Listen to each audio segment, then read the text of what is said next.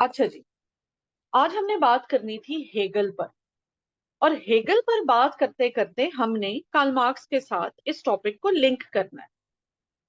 Hegel पर ज्यादातर जो सवाल आपसे वो पूछेगा, वो आपसे ये पूछेगा कि इंसान अनकॉन्शियसनेस से सेल्फ कॉन्शियसनेस की तरफ कैसे गया। अब ये बड़ा एक सिंपल सा एक कॉन्सेप्ट है जिसको बच्चे बहुत ही कॉम्प्लेक्स करके प्रेजेंट करते हैं। इसमें टोटल दो बातें हैं। सबसे पहले तो हम हेगल के बारे में देखते हैं जी। Hegel was a German idealist. Idealist, ठीक है जी।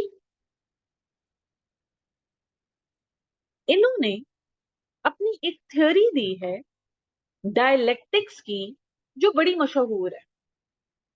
हेगल कहते हैं कि जब इंसान का वजूद हुआ तो कायनात में कुछ नहीं था।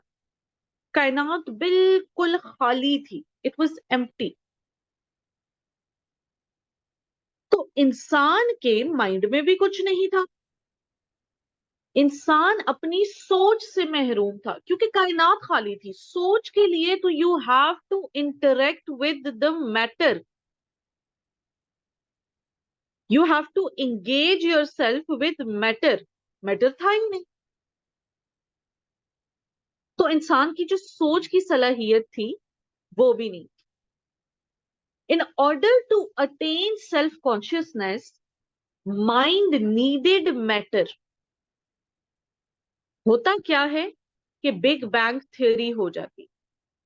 और बिग बैंग थ्योरी एक बहुत बड़ा धमाका है जिसके थ्रू हमने विटनेस किया कि जी ये साइंटिफिक लॉजिक है। लाइफ आई, हमारे पास प्लांट्स आए, हमारे पास एनिमल्स आते हैं बाद में। आहिस्ता आहिस्ता ये सारी चीजें वजूद में आ रही।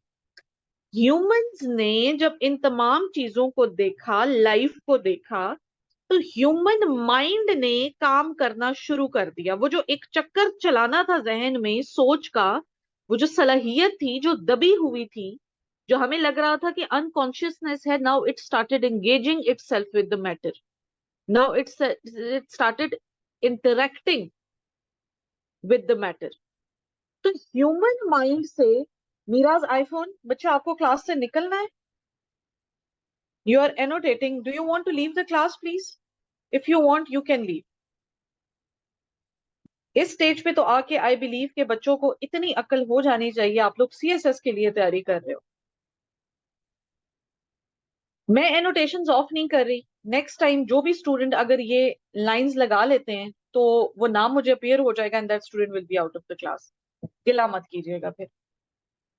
माइंड ने जब ये इंटरेक्शन शुरू किया तो जी we started the journey from unconsciousness towards the self consciousness. आसान अल्फाज में बच्चे, कोई भी दौर हो, कोई भी वक्त हो, उसमें हम हमेशा देखते हैं कि एक के बाद एक पीरियड में क्या आती है जी? मेच्योरिटी आती है। इस बात को थोड़ा सा समझें। By maturity what do I mean? I mean evolution. कोई भी चीज इस दुनिया में, इस कायनात में स्टेगनेंट नहीं है, रुकी हुई नहीं है। वो एक कंप्लीट प्रोसेस के थ्रू थ्रू आउट एवोल्यूशन कर रही है, थ्रू आउट आगे बढ़ रही है, थ्रू आउट मेच्योर हो रही है।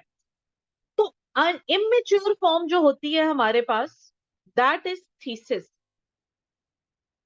हेगल कहते हैं किसी भी चीज की इमेच्योर फॉर्म, अभी मैं आपको विद एग्जांपल समझाऊंगी तो ये बात समझ आ जाएगी, दैट इज थीसिस। उससे थोड़ी सी मेच्योर फॉर्म, थोड़ी सी ज्यादा एवोल्यूशन हो जाए, दैट इज एंटीथीसिस। और फिर इन दोनों का जो सिंथेसिस है वो है इन दोनों का product. Goods of thesis and goods of antithesis results in the synthesis. दोनों की अच्छाइयां आप सिंथेसिस में, product of combination of both results in the synthesis. For example बच्चे, हमारी सोसाइटीज को देखिए। हमारे सबसे पहले कौन सा एरा गुजरा जी? ये देखिए, हमने एग्रीकल्चरल एरा गुजारा, ठीक है जी। मेच्योर होकर we shifted into the industrial era. then scientific era. Now, agricultural era is the thesis, industrial is the antithesis, and scientific is the synthesis of both of these eras. It includes the goods from the both eras. पहले जी इसी तरह हम में आई है Hegel के according political maturity. हमारे minds में पहले तो ये बातें नहीं थी, ये तो वक्त के साथ साथ चेंजिंग एवोल्यूशन के थ्रू ये तमाम प्रोसेस चल रहा है। हमारे जहन में जो पहला आइडिया था, जो पहली सोच थी पॉलिटिकल मैच्योरिटी में, दैट वाज कि जी एक आदमी को अथॉरिटेटिव होना चाहिए। This is thesis. पहले हम ये सोचते थे एक आदमी की हुकूमत बेस्ट होती। हमने एंटी थीसिस बिल्ड किया, हमने कहा नहीं, बदलते हुए हालात के साथ हमें कुछ लोगों को फ्री रखना है, कुछ लोगों को अपने तमाम मामलात संभालने के लिए अथॉरिटी देनी है, उनको अपना रिप्रेजेंटेटिव बनाना है। हमने इन दोनों का सिंथेसिस बनाया, goods of aristocracy, goods of authoritative government. हमने कहा जी नहीं, हमें चाहिए democracy where many will be free. ये हमारा क्या बना, ये हमारा एंड प्रोडक्ट बन गया। अब हेगल के अकॉर्डिंग ये जो जिद्दोजहद है ये चलती रहती है। ये जो थीसिस एंटी थीसिस और सिंथेसिस की जंग है ना, ये एक इन्फिनिट प्रोसेस है, ये चलती जा रही है। और ये तब तक चलेगी जब इंसान वो आइडिया, वो परफेक्शन, वो अल्टीमेट मैनिफेस्टेशन, वो स्टेज ना एक्वायर कर रहे जो गॉड उसके जहन में डालना चाहता है। आई रिपीट, थीसिस एंटीथीसिस और सिंथेसिस का जो ये प्रोसेस है, ये डायलेक्टिज्म है, ये ट्रायंगुलर क्लैश है, ये चलता जाएगा। ये तब तक चलेगा जब तक इंसान कोई एक अल्टीमेट मैनिफेस्टेशन, एक आखिरी कदम, एक आखिरी सोच, एक आखिरी आइडिया तक नहीं पहुंच जाता। और वो आखिरी आइडिया क्या है जो गॉड अपने बंदे के जहन में डालना चाहता है। तो ये चलता रहेगा। इसी तरह हमने विटनेस किया इकोनॉमिक डायलेक्टिज्म को, फ्यूडलिज्म से कैपिटलिज्म से ग्लोबलाइजेशन आई ना मैच्योरिटी, बीच में थीसिस आया, एंटी थीसिस आया, उसको काउंटर करने के लिए, और फिर दोनों का सिंथेसिस हमें ग्लोबलाइजेशन में पता चला, ओपन सोसाइटी में पता चला। तो जी हेगल ने ये कहा, और ये जो transition from one state to another state है, it is not simple, it takes centuries and it is sometimes bloody. ठीक है जी, लोगों की कुर्बानियां होती हैं, अकर्स विद वॉर्स, और आप खुद देख लें कि हमने विटनेस किया वर्ल्ड वॉर्स में capitalism, communism, and then we resulted into globalization. तो इसमें क्या है, एक transition of shift of economic revival तो है, लेकिन with the help of the conflict है, with the help of the war है।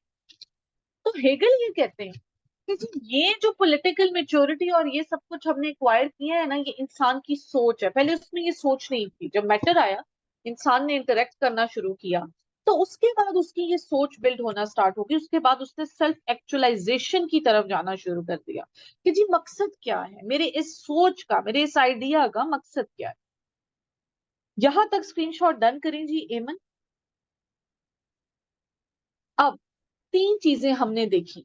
It is N infinite process, it will continue until and unless a man achieves the idea of God. दूसरी चीज हमने क्या देखी जी, टेक अवेज बता रही हूँ, डायलेक्टिक मूवमेंट है, क्लैश ऑफ टू थिंग्स है, ट्रायंगुलर क्लैश है जिसके प्रोडक्ट से हमें एक सिंथेसिस मिलता है, एक रिजल्ट मिलता है। थर्ड चीज क्या है कि जी it is an abstract thing. Abstract of what? Abstract of what is good for the society, what is good for the welfare of the people. ठीक है जी, अब आ जाए इसी थ्योरी को, इसी डायलेक्टिज्म को now we will apply with Marx. Marx कहते हैं कि जी मैंने अपनी जब इकोनॉमिक फाउंडेशन की बात की तो मैंने दो क्लासेस का जिक्र किया। एक हैं जी ओनर और दूसरी हैं जी वर्कर्स। हमने पढ़ा कि एक सुपर स्ट्रक्चर भी बना। हमने पढ़ा कि जी super structure particular economic foundation में एक सुपर स्ट्रक्चर बना और सुपर स्ट्रक्चर के साथ साथ एक्सप्लॉयटेशन भी हुई।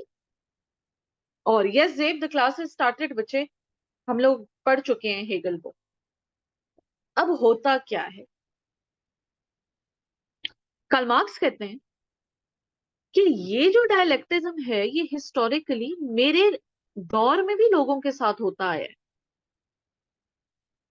मेरा वर्कर रिवॉल्ट करता था, कहता था मैं तंग आ गया हूं, थीसिस बिल्ड करता था। हमारे दौर का ओनर उसका मुंह चुप कराने के लिए उसको सुपर स्ट्रक्चर के साथ एक धोखा दे देता था। कल हमने पढ़ा ना, it is an impression just to satisfy. This is thesis, the rebelness, the revoltness, the protest that the worker does। और उसको फिर सेटिस्फाई करने के लिए ओनर जब सुपर स्ट्रक्चर का चकवा देता है, दैट इज एंटीथीसिस। तो हमारा जो वर्कर है वो इस सिंथेसिस पर पहुंच जाता है कि जी ठीक है, आपने सुपर स्ट्रक्चर में चेंजेस कर ली, अब मैंने चुप कर देना है। और ये तो होता है, हमने देखा कार्ल मार्क्स ने हमें यही बताया। अगेन यही थीसिस बिल्ट होता है, यही एंटी थीसिस बिल्ट होता है और सुपर स्ट्रक्चर के थ्रू वर्कर को चुप करा दिया जाता है। अगेन अब इसमें सदियां गुजरती हैं, thesis, anti thesis and synthesis. But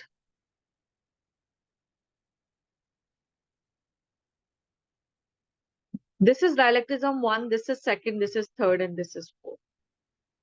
diagram इसी तरह डॉटेड, लास्ट डायलेक्टिज्म आप डॉटेड ड्रॉ करें। कार्ल मार्क्स कहते हैं कि तीन डायलेक्ट्स मेरे से पहले गुजर चुके हैं।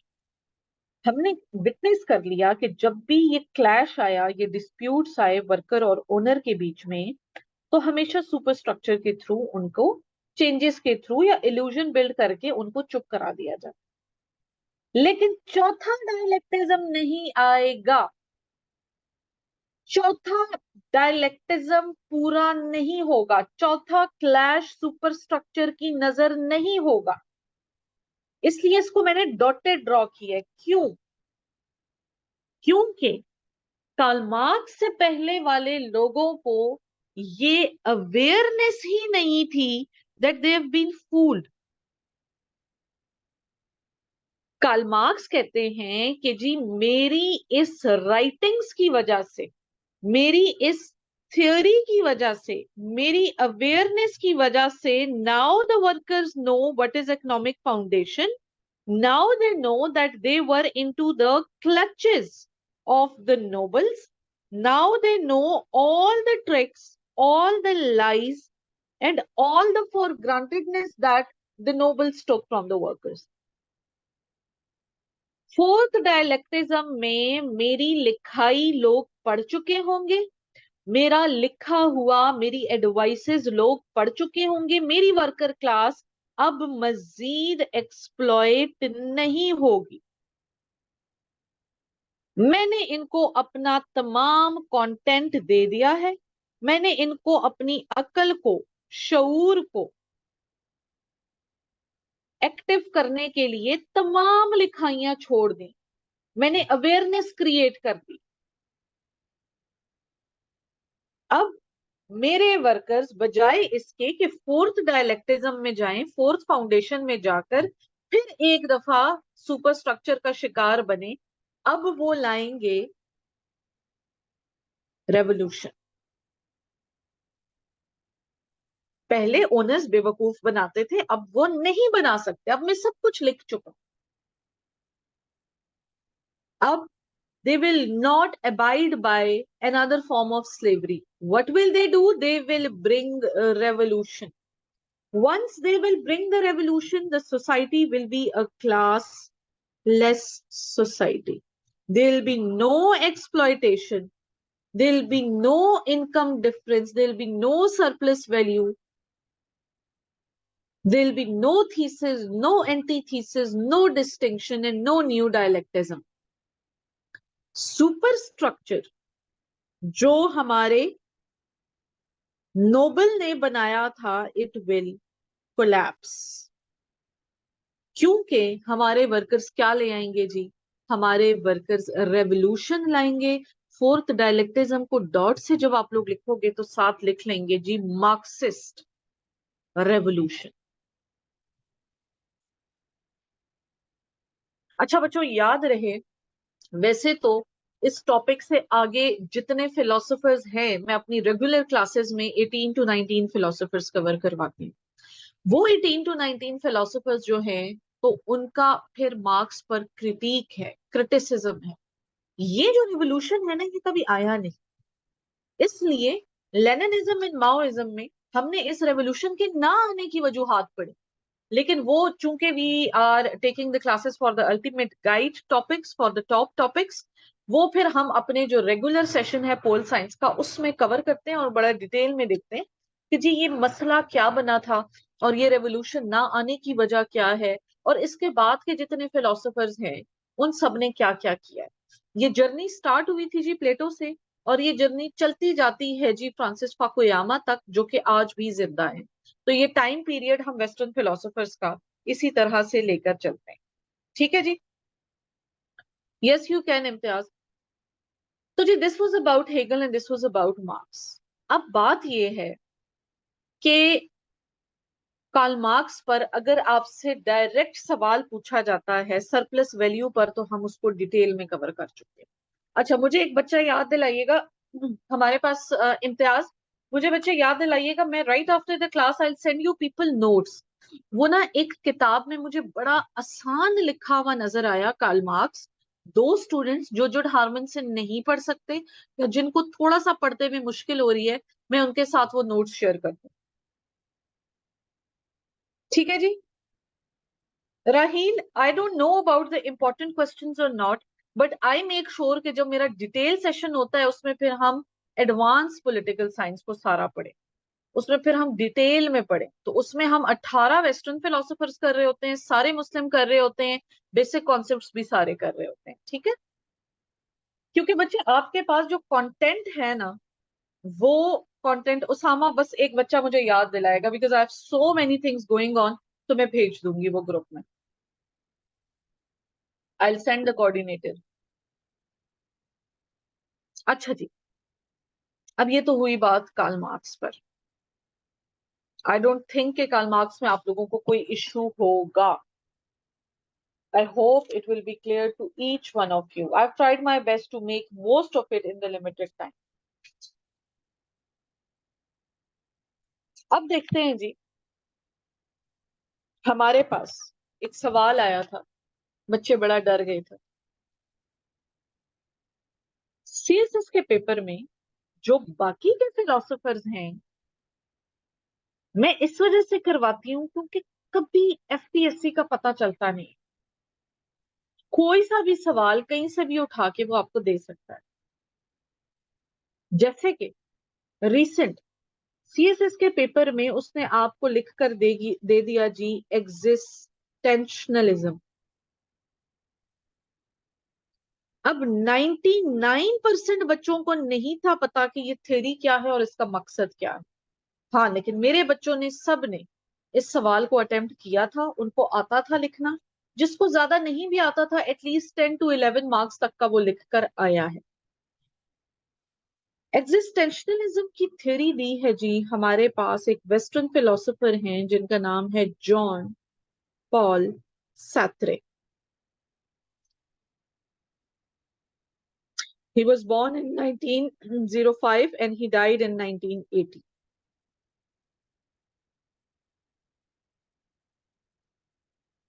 जॉन पॉल सात्रे कहते हैं कि जी किस्मत कोई चीज नहीं होती।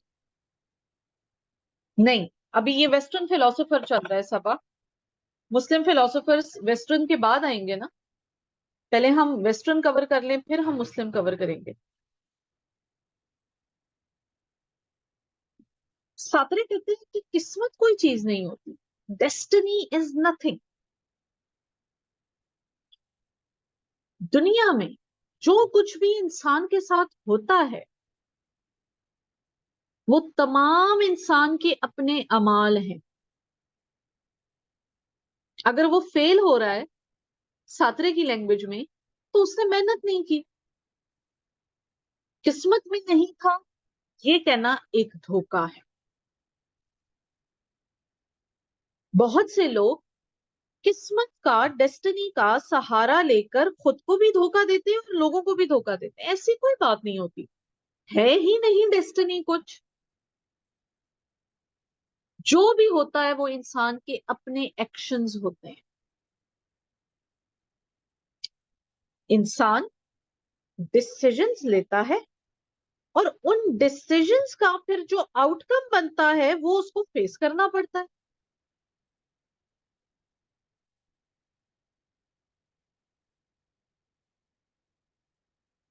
लेकिन यहां वो एक बात कहता है कि इंसान के वजूद से भी पहले,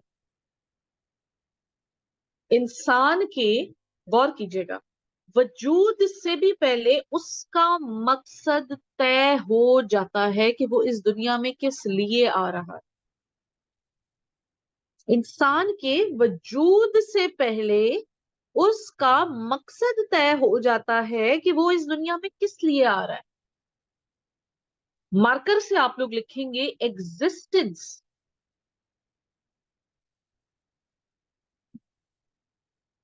प्रिसीड्स एसेंस।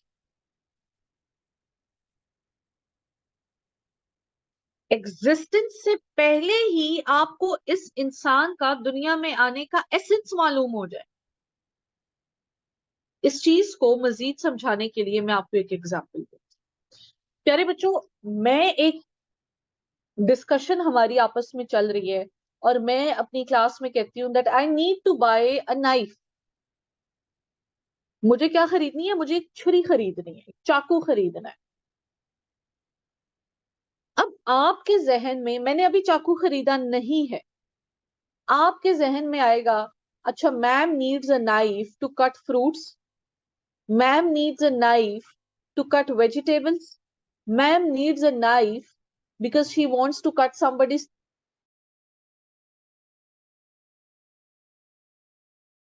अभी तक वो नाइफ मेरे हाथ में है नहीं, अभी तक उसकी एग्जिस्टेंस नहीं है, लेकिन आपके दिमाग में वो आइडिया आ गया है, वो सोच आ गई है, वो एसेंस आ गई है कि इस चीज को किस लिए इस्तेमाल किया जाएगा।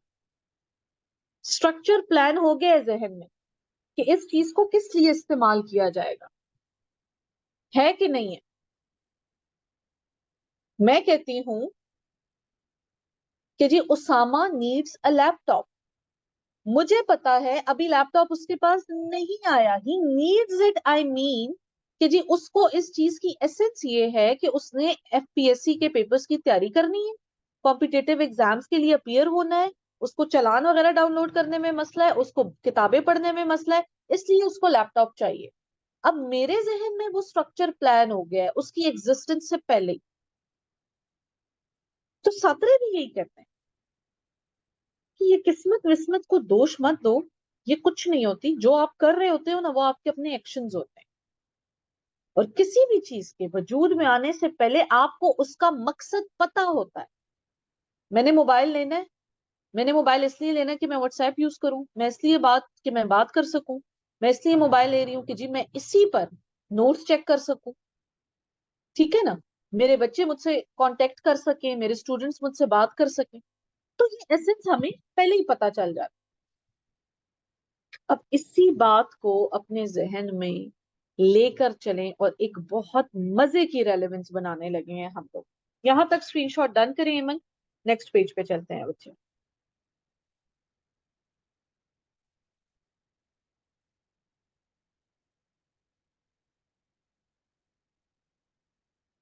यहां पे बात होगी इन रेलेवेंस और विद रेलेवेंस टू। जी स्क्रीनशॉट डन हो गई है तो थम्स अप दे दें, अदरवाइज ये स्लाइड मिस हो जाएगी। Is it done please? 2 बच्चे ले लिया करें। उसामा आप ले लो बच्चे। मुझे ईमन का मैसेज, अच्छा हो गया, डन हो गया, चल। अब इसी चीज को बड़ा मजे से हम एक और कॉन्सेप्ट के साथ लिंक करते हैं। हेगल कहते हैं कि जी किसी भी चीज के वजूद से पहले हमें उसका मकसद पता चल जाता है। ऐसी बात है। मजीद वो कहते हैं कि हमारे पास कार्ल मार्क्स ने 2 क्लासेस को डिवाइड करके बताया है। एक क्लास है रूलिंग क्लास, नोबल्स, और दूसरी क्लास है रूल्ड, वर्कर्स। हमारे पास जब रूलिंग क्लास का बच्चा पैदा नहीं हुआ होता, तब से उसका इस दुनिया में आने का मकसद पता चल जाता है कि जी he is going to be the next capitalist, he is going to be the next owner, he is going to take the legacy of his father, he is going to provide the next means of production। और सारी जिंदगी he will belong to the rich class। Why? Because before he was born his father belonged to the ruling or the noble class। और उसकी जो जिंदगी का मकसद है वो हमें उसके पैदा होने से पहले ही पता चल गया कि जी वो इस दुनिया में आएगा तो उसने भी अपने फादर की लेगेसी संभालनी है, उसने भी कैपिटलिस्ट बन जाना है। सिमिलरली रूल या वर्कर क्लास में, लेबर क्लास में कोई बच्चा पैदा होगा तो हमें एकदम पता चल जाएगा कि जी इसकी सारी जिंदगी क्या है, एक स्ट्रगल है, इसने मजदूरी ही करनी है। बहुत इक्का दुक्का केसेस में अगर ये निकल गया तो ठीक है, otherwise his whole life is a struggle. he has to face his educational struggle, he has to face the lower upper class, he has to interact with the people, he has to see himself, he has to take himself out of the hegemony of the ruling class। अभी वो भी पैदा नहीं हुआ लेकिन हमें पता चल गया कि जी उसने भी आकर क्या करना है, उसने भी आकर अपने वालिद की तरह मजदूरी ही करनी। ये नस्ल दर नस्ल, ये जो वजूद है ये नस्ल दर नस्ल चलता आ रहा है। हम लोग विटनेस करते हैं कि गरीब का बच्चा पैदा नहीं हुआ होता और हमें पता होता है कि जी ही इज गोइंग टू और she is going to do the same work. For example, हमारे घर मेड्स आती हैं काम करने वाली, वो ना अपने साथ लाती हैं 3-3 साल की बच्चियां। आप लोगों ने विटनेस किया होगा। चाइल्ड लेबर पे आजकल काफी बात भी हो रही है, इस वजह से मैं केस स्टडी बता रही हूँ आप लोगों को। बच्चे, इस 3 साल के बच्चे की जहन में जो बात होती है वो यही होती है कि अगर मेरी माँ किसी के घर काम करने जा रही है तो मैंने भी वही करना। अगर मेरी माँ खेतों में वडेरों के पास जाकर काम कर रही है, बोरी कर रही है, तो मैंने भी वही करना है। लड़का इसी तरह अपने वालिद की स्ट्रगल देखेगा और कहेगा मैंने भी यही करना है। जबकि on the other side we see the feudal class, we see the people that are ruling. तो हमें पता चल जाता है कि 2-2 साल के बच्चे, 3-3 साल के बच्चे बैठे होते हैं, पांव दबा रहे होते हैं उनके वालिदैन से, लेबर्स के वालिदैन से। होता है ना इससे। तो ये एक, इस थ्योरी का जो मकसद है जॉन पॉल सार्त्रे का, वो यही है कि जी आपकी एग्जिस्टेंस से पहले आपका मकसद पता चल जाए कि आपने किस क्लास में फॉल करना है। ठीक हो गया जी। ये एक बड़ा अनफॉर्सीन सा आ गया था सवाल। आई डोंट थिंक इस दफा एग्जामिनर देगा, but you never know, FPSC है तो मैंने कहा मैं आप लोगों को करा दूं। अब जी पीरे बोर्डू है या इन सब की थ्योरीज हैं, इन्होंने फिर different forms of Capitals explain की हैं, इन्होंने फिर कार्ल मार्क्स पर क्रिटिक भी की है, फिर फ्रांसिस फाकुयामा ने एंड ऑफ हिस्ट्री भी बताया है और सारा। अब देखें, मैं आप लोगों को एक बात बताती हूँ, जहां कहीं सवाल ऐसा आ जाए जो आउट ऑफ दीज फिलोसोफर्स हो, जो आपको समझ आ जाए कि जी इसमें मेरी ग्रुप नहीं है, तो आप क्या करोगे? आप सबसे पहले वेस्टर्न फिलोसोफर का सवाल अटेंड करोगे। हमेशा वेस्टर्न फिलोसोफर का सवाल पहले अटेम्प्ट करने से एक तो आपका पड़ता है इंप्रेशन अच्छा, दूसरा, आपके पास वेस्टर्न फिलोसोफर के लिए रखने का मटेरियल बहुत होता है। मुस्लिम्स अभी मैं पढ़ाऊंगी भी तो you people will come to know कि जी अच्छा, मेरी जो एनालिसिस है, मतलब कि 7-8 साल से जो मेरा एनालिसिस है, दैट इज कि जी जो बच्चा वेस्टर्न फिलोसोफर अटेम्प्ट करके आया है और जो बच्चा मुस्लिम फिलोसोफर अटेम्प्ट करके आया है, दोनों में ज्यादा नंबर वो बच्चा लेके गया है जिसने सवाल वेस्टर्न से अटेम्प्ट किए। मॉन्टेस्क्यू करेंगे, मॉन्टेस्क्यू पेपर 2 के साथ करेंगे। अच्छा, डिस्कार्ड्स का छोटा सा कॉन्सेप्ट है, वो मैं कल करवा दूंगी। आज आई वांट कि आप लोग थोड़े फ्रेश माइंड्स के साथ थोड़ा सा डिफरेंस ऑफ पॉलिटिकल थॉट्स को देख लो। डिस्कार्ड्स हम लोग कल कर लेंगे, ठीक है? छोटा सा उसका कॉन्सेप्ट है और विद रेलेवेंस टू प्लेटो है, तो इतना वो कोई मुश्किल नहीं है और उसमें कोई ऐसी साइंस नहीं है, इट्स वेरी इजी। ठीक हो गया जी। अच्छा, हम लोगों ने एक डिफरेंस देखना है कि मुस्लिम पॉलिटिकल थॉट और वेस्टर्न पॉलिटिकल थॉट के बीच में डिफरेंस है क्या? क्या ये दोनों सेम नहीं है? नहीं। हाँ, मगर मुस्लिम पॉलिटिकल थॉट ने अनफॉर्चुनेटली अपनी कोई ज्यादा अच्छी थ्योरीज नहीं दी, दी हैं, लेकिन ज्यादातर काम कॉपी किया है हमारे वेस्टर्न फिलोसोफर्स। कुछ फिलोसोफर्स जैसे इकबाल, जैसे अलमावर्दी, इन्होंने कॉन्सेप्ट्स दिए हैं अपने, लेकिन इन्होंने ज्यादातर चीजें क्या की हैं, इन्होंने वेस्टर्न फिलोसोफर से कॉपी की हैं और उसमें फिर अपनी चेंजेस दी हैं। अब मुस्लिम पॉलिटिकल थॉट क्या कहता है जी? मुस्लिम पॉलिटिकल थॉट ये कहता है कि सबसे पहले रोल ऑफ रिलीजन।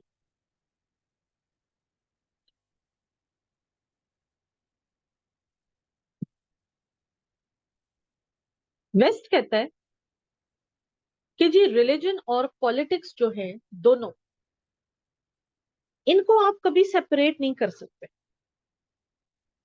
ये एक साथ चलेंगे।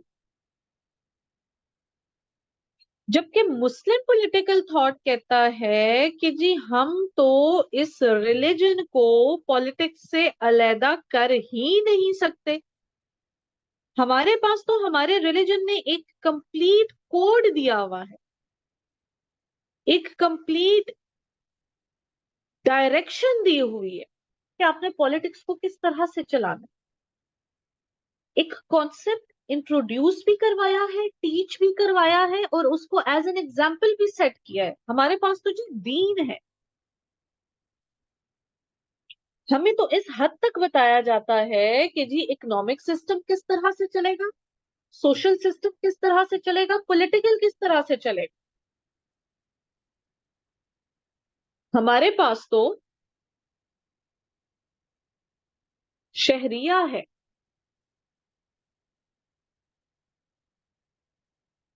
हम तो किसी सूरत इन दोनों कॉन्सेप्ट्स को डिफरेंट नहीं रख सकते, अलग नहीं रख सकते। पॉलिटिकल सिस्टम चलाने के लिए वी हैव सीन हमारे खलीफा, बेहतरीन एग्जाम्पल। सोशल सिस्टम चलाने के लिए हमें बताया गया है कि जी हुकूकुल इबाद कौन से हैं।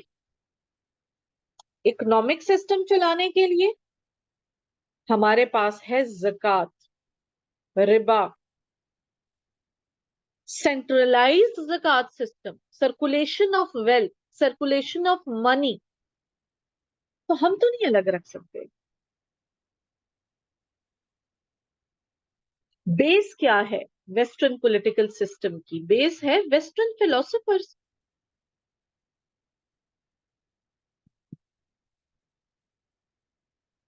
जबकि हमारे पास मुस्लिम पॉलिटिकल थॉट की जो बेस बनी है, वो बनी ही कुरानिक प्रिंसिपल्स पर है।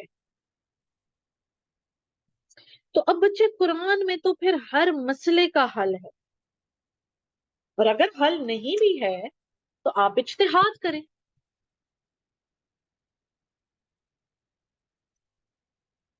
आप चेंजिंग टाइम्स के साथ इज्तिहाद करें, best knowledgeable people of Islam, आप उनको बिठाकर मॉडर्न चेंजेस के साथ कोप अप करने के लिए within the boundaries of शरिया इज्तिहाद करें। तो जी हम तो नहीं अलग रख सकते ना अपने रिलीजन को और अपनी politics, one complements the other. Origin कहाँ होता है जी? हमारे पास Greek city states, western political thought का जो ओरिजिन होता है वो होता है ग्रीक सिटी स्टेट से, और मैग्ना कार्टा जो कि आई थिंक 12th सेंचुरी में इंट्रोड्यूस किया गया था। जबकि हमारी बेस क्या है, 7th सेंचुरी में फर्स्ट स्टेट बन चुकी थी मदीना, और first constitution charter of Medina, मिसाके मदीना। तो हम तो कंफ्यूज नहीं, हमारे पास तो एक कंप्लीट कोड ऑफ लाइफ मौजूद है। अब बच्चे को आपसे सवाल कर सकता है कि इस्लामिक पॉलिटिकल सिस्टम के फीचर्स क्या है। बड़े आसान आसान से फीचर्स हैं, मैं सिर्फ नाम लिखती जाती हूँ, आप लोग फिर आगे इसको एक्सप्लेन आई होप के कर सकते हैं, बिकॉज इट्स एन इस्लामियात टॉपिक। यहां तक स्क्रीनशॉट डन करें जी।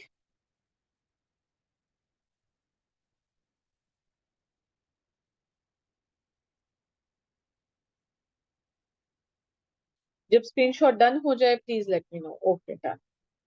अब चलें देखते हैं कि what are the features of Islamic political system.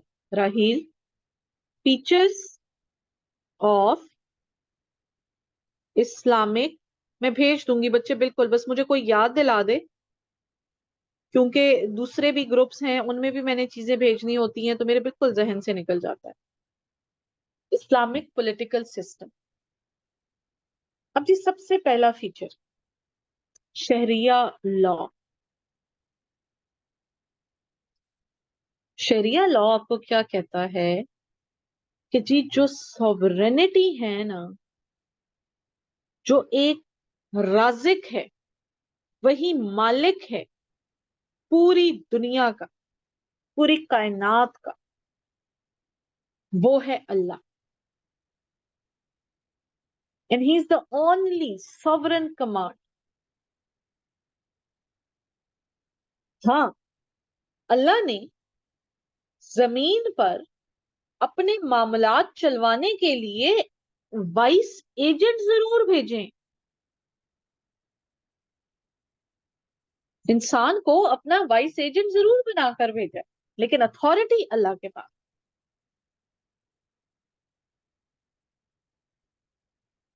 Second feature, concept of अमाना। अमाना निकला है जी अमानत से। इस्लामिक पॉलिटिकल सिस्टम इस चीज का कायल है कि आपकी चाहे वो जिंदगी है, चाहे आपके वो मामलाते जिंदगी हैं, उन तमाम पर अथॉरिटी अल्लाह की है, उसी की तरफ से आया है और उसी की तरफ लौट कर जाएगा।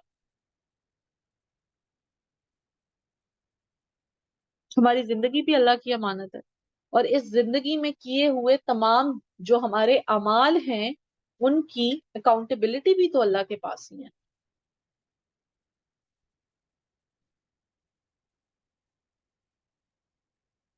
देन खिलाफत, मुख्तलिफ खलीफों पर ईमान। अल्लाह ने हमें एक एग्जाम्पल सेट करने के लिए इन खलीफों को भेजा। देन शूरा, कोई भी इस्लामिक सिस्टम विदाउट कंसल्टेशन नहीं चल सकता। आपने मशवरा करना है, कंसल्ट करना है, इसी के थ्रू आपका कंसेंसस बिल्ड होगा। देन अदाला, अदालत से निकला है, इट्स LAH।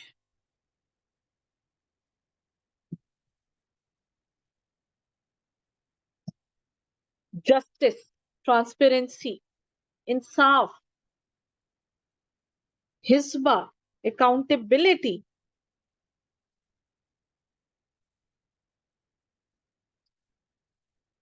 फिर जी ज़कात। अब ज़कात में दो चीजें हैं।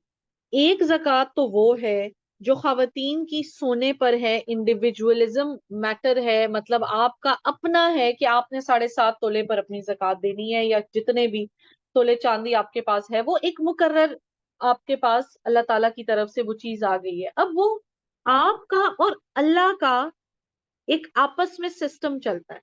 लेकिन इस्लाम ने तो इकोनॉमिक सिस्टम में कलेक्टिव ज़कात का भी जिक्र किया है कि जी इंडिविजुअलिस्टिक अप्रोच से निकलें, कलेक्टिविज्म की तरफ जाएं। ये स्टेट स्ट्रक्चर्ड ज़कात सिस्टम होना चाहिए, और वो लोग जो नहीं कर पाते अफोर्ड, आपने उन तक ये रकम पहुंचानी है। होता आया है ऐसे, जो हमारे खलीफा थे उनके दौर में ऐसे ही होता आया है, ऐसे ही जो है तो कलेक्शन ऑफ ज़कात होती आई है, और ऐसे ही लोगों के पेट भरते रहे।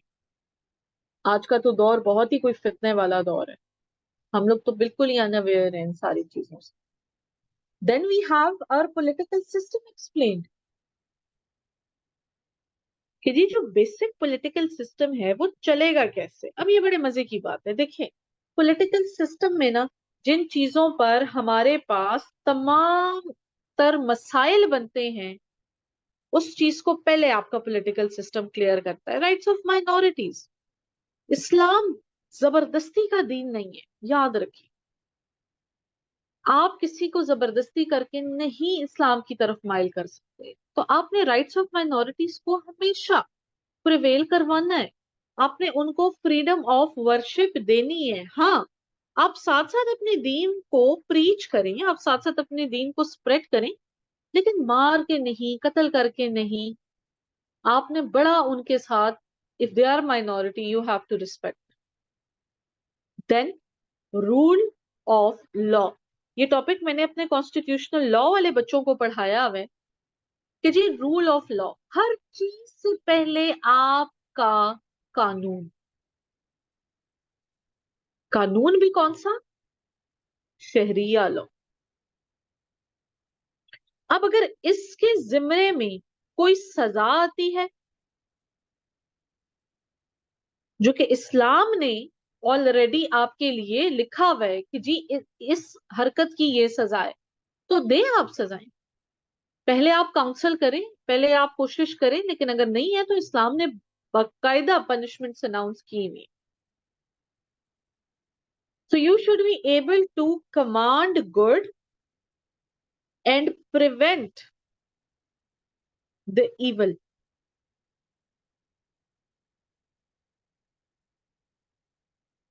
ठीक हो गए जी?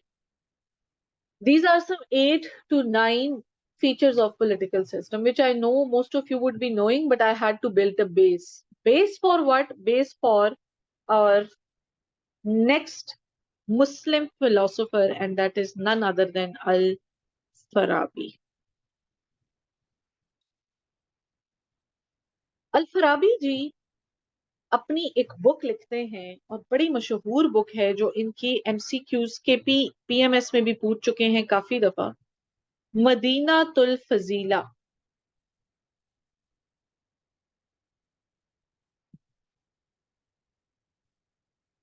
अल फराबी बड़े इम्प्रेस थे प्लेटो से, बड़े इम्प्रेस थे, प्लेटो से इंस्पायर्ड थे। ओके चलें, ठीक है, नमाज टाइम है जी। It's 1:51। We shall resume the class at 2:12 इंशाल्लाह। ठीक है, 12 मिनट हैं आप लोगों के पास, नमाज पढ़ के आए, and then we shall continue the class इंशाल्लाह। चलें जी, जल्दी से जाएं और जल्दी से आए। आज कोशिश करते हैं 2 मुस्लिम फिलोसोफर्स को कवर कर।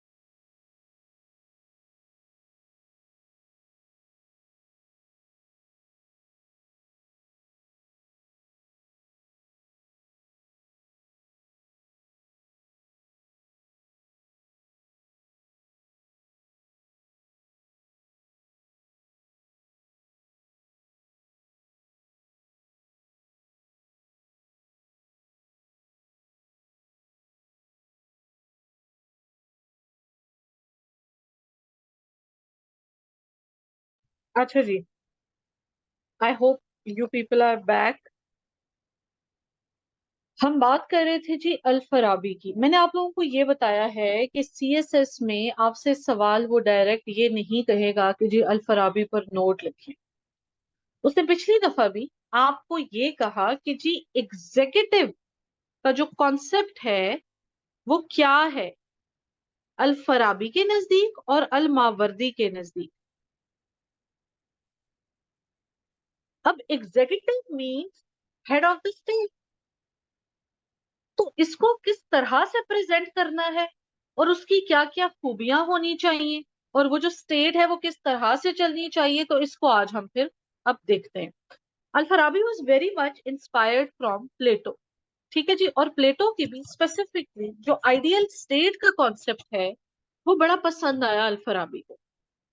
अब अल फराबी ये कहते हैं कि जी मैं बिल्कुल इत्तेफाक करता हूँ प्लेटोनिक आइडियल स्टेट से, बिल्कुल सही है, ऐसे ही आइडियल स्टेट चलनी चाहिए। लेकिन इसमें सिर्फ जो एक कॉन्सेप्ट है फिलोसोफर किंग का, इस फिलोसोफर किंग को चूंकि हम एक मुस्लिम फिलोसफी के फिलोसोफर को पढ़े, तो Al Farabi changed the name of the monarch from philosopher king towards इमाम। नाउ दिस इमाम is going to be accountable, ये ऑन द बेसिस ऑफ सदा। सदा का मतलब है कि पहले तो जी दुनिया में जिन लोगों को ये गवर्न करेगा उनको अकाउंटेबल होगा, उनको जवाबदेह होगा। एंड देन देयर आफ्टर, उसके बाद अल्लाह ताला को, कि जी अल्लाह ने आपको ये पावर दी थी लेकिन ये तो महज लोगों को सर्व करने के लिए दी, तो आपकी क्या कंट्रीब्यूशन रही है या आपकी क्या जो कारकर्दगी है वो रही है, आप अब उसके बारे में अकाउंटेबिलिटी अल्लाह के सामने अपनी प्रेजेंट करो। वर्चुअस सिटी और virtuous state according to Plato was के जहां पर सारे विजडम वाले लोगों को स्क्रीन किया जाए, थ्रू द एजुकेशनल प्रोसेस उनको रिफाइन किया जाए। अल फराबी भी सेम बात कहते हैं, वो कहते हैं भाई इमाम जो है ना, इमाम इसकी फिर विजडम बाकी सबसे ज्यादा होगी, ये फिर जो अपनी अकल रखेगा वो सबसे ज्यादा रखेगा। तो जी हम सबने ये देखा है बच्चों कि प्रिंसिपल ऑफ इमाम क्या है। सबको पता है कि दुनिया में एक ऐसी जात हजरत मोहम्मद सल्लल्लाहु अलैहि वसल्लम दुनिया के पहले इमाम थे। उनकी जो विजडम थी वो सबसे ज्यादा सुपीरियर थी। तो जो बेस लाइन हमने बनानी है वो उनकी सुन्नत को बनाकर हमने इस जो इमाम का रोल है उसको लेकर चलना है according to Al Farabi. Because he was superior in wisdom, he was morally very good. He set an example for the rest of the ummah that how an executive should be and how the states should be run. अब फिर ये जो executive है उसकी कुछ qualities हैं जो अल फराबी हमें बताते हैं। यहां तक स्क्रीनशॉट डन करें, तो we will go forward and we will discuss the qualities of the executive और द क्वालिटीज ऑफ द इमाम।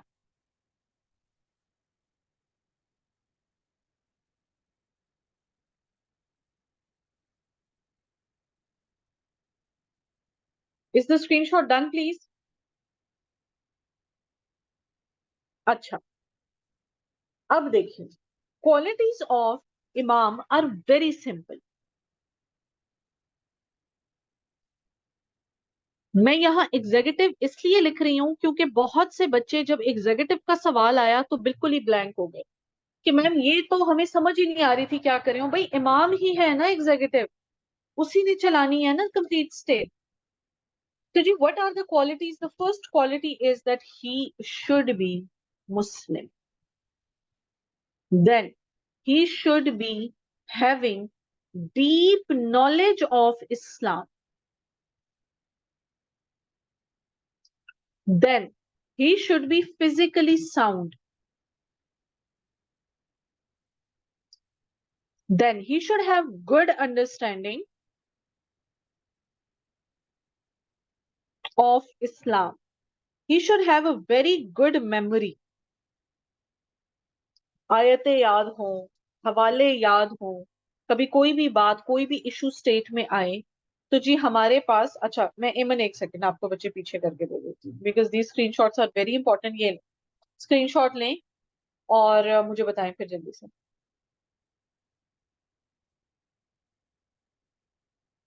दो तीन बच्चे ले लिया करें अपने ओन पर, मुझे फिर भेज दिया करें, व्हाट्सएप कर दिया करें। बाद में जब आप लोग मुझे मैसेज करते हैं ना right before the papers revision के वक्त, मैम वो स्क्रीनशॉट्स तो जरा भेज दें, तो ये अपने पास रखा करें प्लीज। अच्छा जी, उसकी गुड मेमोरी हो, फिर उसमें इतनी एबिलिटी हो कि वो अपने मैसेजेस को कन्वे कर सके, कन्वे भी करे, और लीस्ट जितने कम आर्ग्यूमेंट्स होंगे वो उतना ज्यादा बेहतरीन साउंड करेगा। वजह यह है बच्चे कि हर तरह का इंसान स्टेट में रहेगा, हर तरह के मसलों से दो चार होगा। जब वो अपने मसले जो वर्चुअस इमाम है या एग्जीक्यूटिव है उसके पास लाएगा, तो he should be able to accept the arguments, he should be able to answer him very politely, then he should be able to speak the truth, and he should avoid or hate speaking the falsehood या lies. Next feature, he should have no excessive desire for food, for sex, for property. ये आपके इमाम में excessive Dzire नहीं होनी चाहिए। अच्छा, जब मैं ये बात करती हूँ कि जी ये excessive desire of food sex and property, तो आप लोग ये देखें कि हमारे पास जो प्लेटोनिक कम्युनिज्म था, क्या ये उससे रिलेट करती है बात अल्मावर्दी की? Platonic communism in his ideal state also set this ना कि जी आप नहीं रख सकते, ना फैमिली रख सकते हो और ना ही आप जो है तो ओनरशिप ऑफ प्रॉपर्टी रख सकते हो। तो ये तो चीज हमें यहाँ पर भी नजर आ रही है, तो यहाँ पे आप रिलेट कर सकते हो, ठीक है। एक फिलोसोफर को दूसरे फिलोसोफर के साथ जब कोट करते हो तो उसी में नंबर फिर ज्यादा आते हैं, याद रखिए। he should be able to control his anger, and last but not the least, he should be able to prevail justice in the state. मेरा आपसे एक सवाल है, अब ये जो एग्जीक्यूटिव हमें अल फराबी ने बता दिया है, क्या ये तमाम क्वालिटीज किसी एक इंसान में प्रेजेंट हो सकती हैं?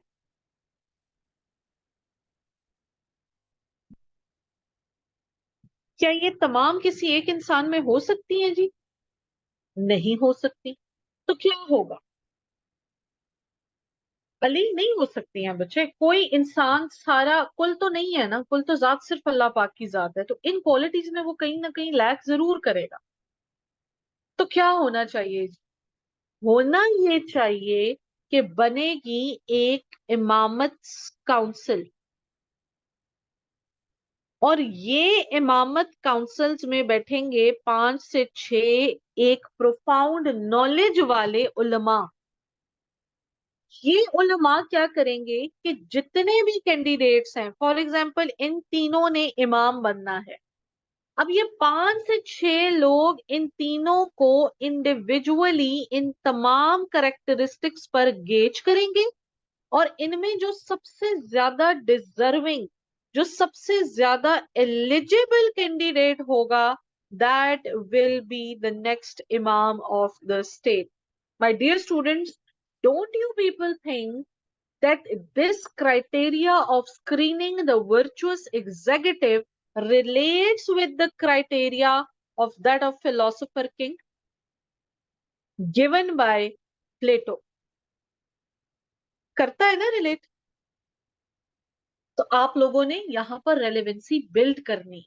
वहां पर भी यही होता था, कुछ फिलोसोफर्स के साथ अंडर ट्रेनिंग रखते थे, और उसके बाद जब फिलोसोफर्स ट्रेनिंग दे देते थे, तो जी उनमें से एक कोई डिजर्विंग जो होता था वही बनता था फिर फिलोसोफर किंग, जिसकी विजडम सबसे ज्यादा होती थी। तो जी ये मेरे प्यारे बच्चों एग्जीक्यूटिव का जो कॉन्सेप्ट है वो दिया है अल फराबी ने। आप लोगों ने ब्रीफ सा इंट्रोडक्शन लिखकर, इंस्पिरेशन फ्रॉम प्लेटो लिखकर, उसकी आइडियल स्टेट के बारे में थोड़ा सा बताकर डायरेक्ट आ जाना है। किस चीज पे आ जाना है जी? इसके प्रिंसिपल्स ऑफ इमाम पर और क्वालिटीज ऑफ इमाम पर। जैसे ही आप लोग क्वालिटीज डिस्कस कर लोगे, तो क्वालिटीज डिस्कस करने के फौरन बाद आप लोगों ने आ जाना है जी इसकी इलेक्शन पर, और इलेक्शन के बाद रेलेवेंसी विद प्लेटो पर, and you people are good to go. अब वो दूसरा सवाल आपसे ये करता है कि जी मुझे ये बताएं कि अल मावर्दी ने एग्जीक्यूटिव का फिर हमारे पास क्या कॉन्सेप्ट दिया है। तो अल मावर्दी ने अपना कॉन्सेप्ट दिया कहाँ है? उन्होंने दिया है जी थ्योरी ऑफ इमामत में।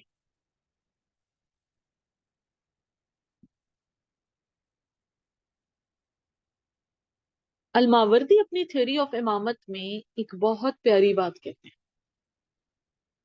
वो कहते हैं कि जी जो हेड होगा, जो एग्जीक्यूटिव होगा, उसको अपनी रियासत को कामयाब करने के लिए शरिया का जितने भी रूल्स हैं, लॉज हैं, रेगुलेशंस हैं, इस चीज को मस्ट बनाना होगा। ये चीज मस्ट बन गई तो वेलफेयर ऑफ द स्टेट को प्रिवेल करना ऑटोमेटिक चीज है। शरिया से डेविएट नहीं कर, शरिया से डेविएट कर गए तो जी फिर क्या होगा?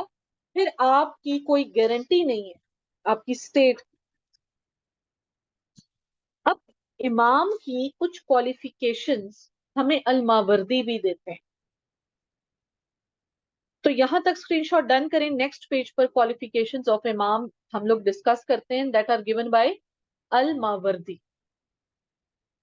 और फिर उसका इलेक्शन प्रोसीजर देखेंगे, और फिर उसकी डिस्पोजिशन भी देखें। ठीक है,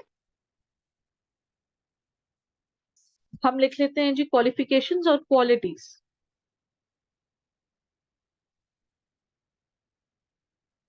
अच्छा, मैं फिर यहां पर लिख रही हूं एग्जीक्यूटिव। ठीक है, इसमें ट्रिक नहीं होना। वो आपको हेड ऑफ द स्टेट भी कह सकता है, वो आपको कह सकता है कि जी रिलेट करें फिलोसोफर किंग के साथ। वो आपको दे सकता है कि जी अब बताएं इमाम, या शायद इमाम ही दे दे, या थ्योरी ऑफ इमामत को करें। किसी भी तरह की बात आए, कंफ्यूज नहीं होना। इमाम के बारे में बात हो रही है, हेड ऑफ द स्टेट के बारे में बात हो रही है। अलमावर्दी ने क्या कॉन्सेप्ट दिया है, अब उसको देखते हैं। क्वालिटीज ऑफ इमाम और executive given by Al Mawardi.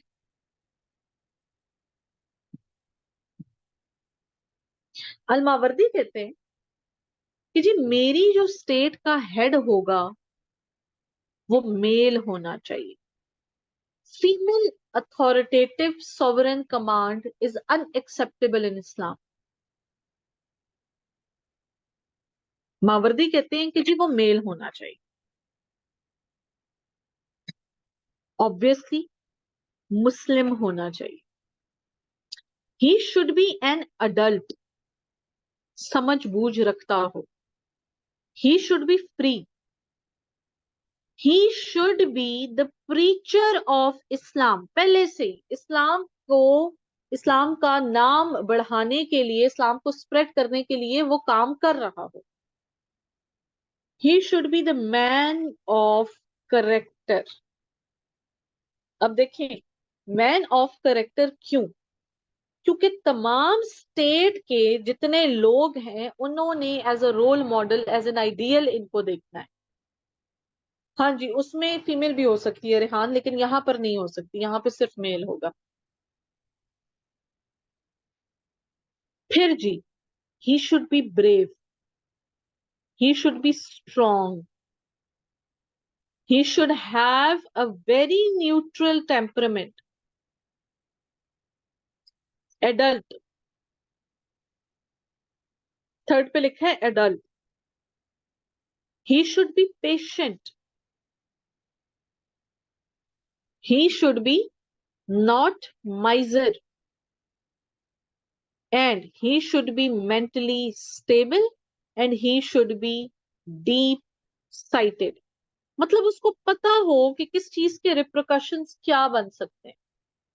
अब क्वालिटीज ऑफ इमाम बताने के बाद अल-मावर्दी कहते हैं कि इस इमाम की जो क्वालिटीज हैं उसके बाद जो सबसे बड़ा स्टेप है that are his public duties. अगर वो इन पब्लिक ड्यूटीज को निभाने में कामयाब होता है तो ही will be liked by all. Public duties में जो सबसे पहली ड्यूटी है वो ये है कि जी आप अपने इस्लाम के नाम पर आए हो, you should be able to maintain the goods of the religion. और गुड्स ऑफ द रिलीजन बच्चे कब मेंटेन होते हैं? जब आप इंसाफ से काम लेते हो, जब लोग देखते हैं कि नाइंसाफी नहीं हो रही।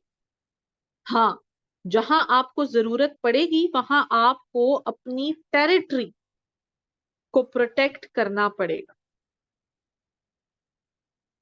और अगर आपको जरूरत पड़ती है प्रोटेक्शन ऑफ इस्लामिक टेरिटरी में जिहाद की, तो आप तमाम उम्मा और अपने साथ साथ जो आपके स्टेट के लोग हैं उनको लाजमी जिहाद के लिए तैयार करें। अगर आपको कहीं लगता है कि आपको लीगल पेनल्टीज लगानी चाहिए तो आप जरूर लगाएं।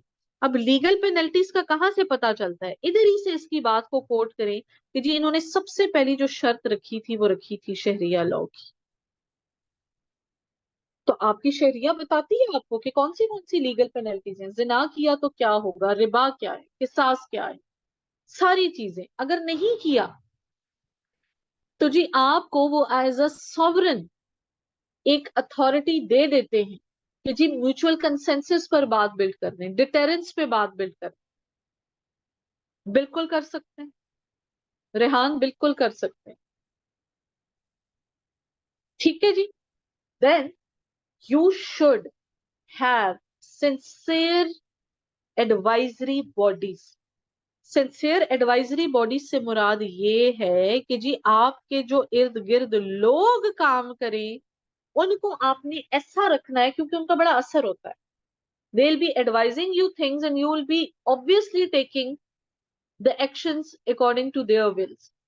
तो एक आप तो नहीं होते ना एडवाइजरी बॉडी में। मैं आपको इतना बता दूं कि जी दो मिनिस्टर्स होंगे। एक होगा जी मिनिस्टर डेलीगेशन जो कि आपके साथ पॉलिसीज बनाएगा, जो कि आपके साथ तमाम बजट को डिस्कस करेगा, जो कि आपके साथ स्टेट में जो भी हो रहा है उसके बारे में लॉज और उसके बारे में डिस्कशंस करेगा। जबकि दूसरी एडवाइजरी बॉडी है जी मिनिस्टर एग्जीक्यूशन। मिनिस्टर एग्जीक्यूशन इतनी इंपॉर्टेंस नहीं है इसकी। He will just be implementing the orders जो इसको मिनिस्टर डेलीगेशन देंगे, क्योंकि एक इमाम कंप्लीट स्टेट को तो नहीं देख सकता है। तो वो अपनी पावर्स को डेलीगेट करेगा, वो अपने एडवाइजर्स रखेगा अपने साथ। And he should see most of the affairs personally.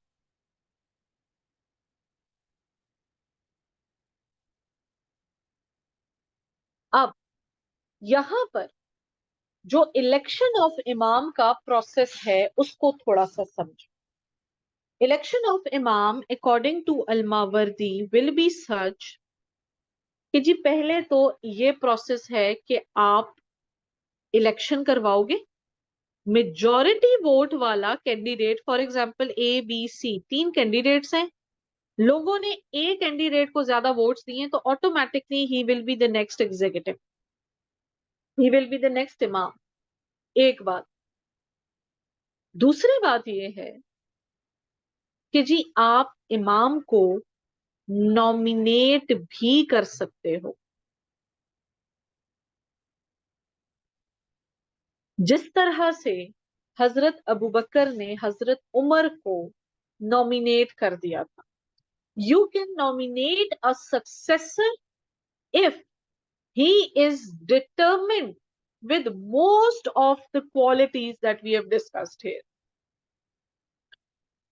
अगर उस सक्सेसर में ये सारी क्वालिटीज में से कुछ हैं कुछ नहीं है तो इट मींस ज्यादा होनी चाहिए, ज्यादा होनी चाहिए।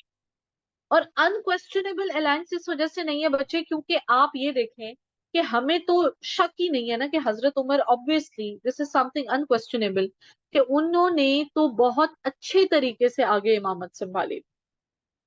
लेकिन अगर कोई ऐसा इंसान हो कि जो सक्सेशन के थ्रू आ भी जाए, नॉमिनेट भी हो जाए और ना संभाल पाए, भाग दौड़ ना संभाल पाए, तो उसके लिए फिर क्या होता है जी? उसके लिए फिर होती है डिस्पोजिशन ऑफ इमाम, कि आप इमाम को ऑन द ग्राउंड्स के अगर वो फुलफिल नहीं करते कोई क्राइटेरिया, तो आप इमाम को डिस्पोजिशन के थ्रू डिस्पोज कर सकते हो, आप उनको हटा सकते हो। तो पहली तो ये कि जी इलेक्शन के थ्रू आ जाए, दूसरी ये कि जी आप नॉमिनेट कर दो। कौन नॉमिनेट कर सकता है? पहला इमाम जो ऑलरेडी है वो अपने सक्सेसर को नॉमिनेट कर सकता है कि जी he will be the next successor. हमने फिर हजरत अबू बकर और हजरत उमर की एक एग्जाम्पल देखी है। अच्छा जी, जो डिस्पोजिशन ऑफ इमाम है, एक तो वो ये हो गया कि अगर इन क्वालिटीज को ज्यादातर नहीं पूरा करते तो तब डिस्पोजिशन हो सकती है। वो फिर ऑब्वियसली म्यूचुअल कंसेंसस से होती है, उसमें भी उलमा इन्वॉल्व होते हैं, 5 से 6 लोगों की कमेटी बनेगी, वो डिस्कस करेंगे, उसके बाद डिस्पोज करेंगे, और देन अगेन इलेक्शन नए इमाम का होगा। दूसरा क्राइटेरिया ये है कि जी उनमें कोई मॉरल डिग्रेडेशन का केस आ जाए, तब भी इमाम को हटाया जा सकता है। अगर उनमें कोई ऐसा फिजिकल चेंज आ जाए जो चैलेंज करता है इनकी पोजीशन ऑफ इमाम को, तो तब भी इमाम को हटाया जा सकता है। और थर्ड ये कि जी उनको किसी भी सूरत अगर लॉन्ग इम्प्रिजनमेंट है, ज्यादा देर कैद हो गई है, तो देखिए स्टेट के अफेयर्स तो उनका इंतजार नहीं कर सकते, फिर आप उनको इस सूरत में डिस्पोज कर सकते, उनको आप इस सूरत में हटा सकते। This is the concept of executive given by Al Mawardi. अब हमारे पास जो दो important philosophers other than Al Farabi and Al Mawardi हैं, those are Iqbal, and specifically Iqbal's इज्तिहाद, and the other one is Ibn Khaldun. तो क्या कहते हैं, आज कवर कर लें इब्ने खल्दून को?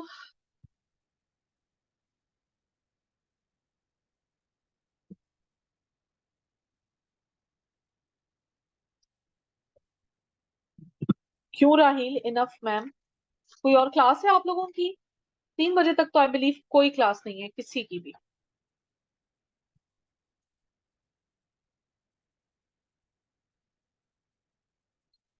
अब्दुलरहमान बच्चे, रिटेन तो बाद में बात आती है, आप लोगों ने अभी नोट करना है, अभी समझना है चीजों को। रिटेंशन तो फिर आफ्टर टेकिंग लेक्चर्स होता है ना। अच्छा ठीक है, मैं नहीं करवा रही, most of you are not willing, I can not force you people, but I want कि आप लोगों का जितना ज्यादा इन 2 घंटों में बच्चे कवर हो जाए उतना ज्यादा बेहतर है। ठीक है, most of the teachers and the students they have this reservation with me also, कि जी आप क्यों बच्चों से पूछती हैं कि करवाऊं या ना करवाऊं। तो मेरा आंसर ये होता है कि जब मेरा बच्चा एब्जॉर्ब नहीं कर पा रहा, वो एज अ पनिशमेंट बैठा हुआ है, उसको मजा नहीं आ रहा, ना लिखते हुए ना उसको समझ आ रही है, तो फिर क्या फायदा है मेरे लेक्चर डिलीवर करने का? क्या फायदा है if he is not into the class? तो फिर तो वही वाली बात हो गई ना कि जी दीवारों को पढ़ा दूंगी।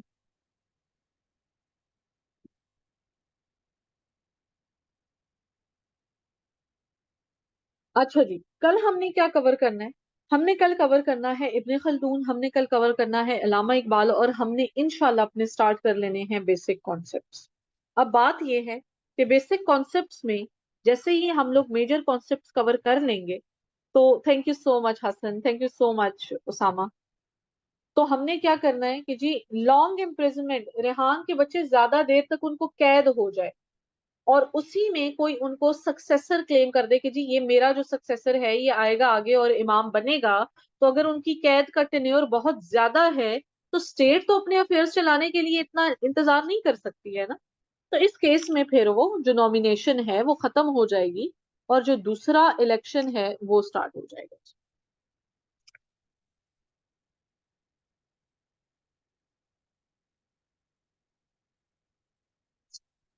हाँ मैं भेजती हूँ, मैं आप लोगों को जो है तो भेज देती हूँ। अल गजाली भी कल कर लेंगे।